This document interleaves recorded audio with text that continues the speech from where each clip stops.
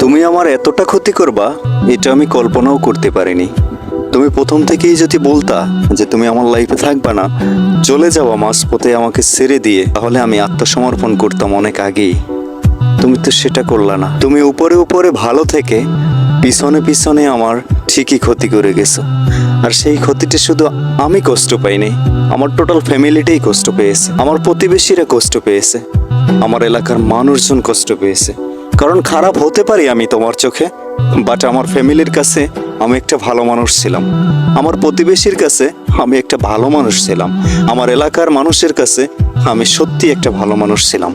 কিন্তু তোমার ওই পিছনে ক্ষতি করার কারণে আমি এখন প্রত্যেকটা মানুষের চোখের কাটার হাল। আসলেই কি আমি এই অপরাধের অপরাধী? কখনোই না। একটা কথা কান খুলে শুনে রাখো, সময়টা খারাপ বাট ভাগ্যটা না।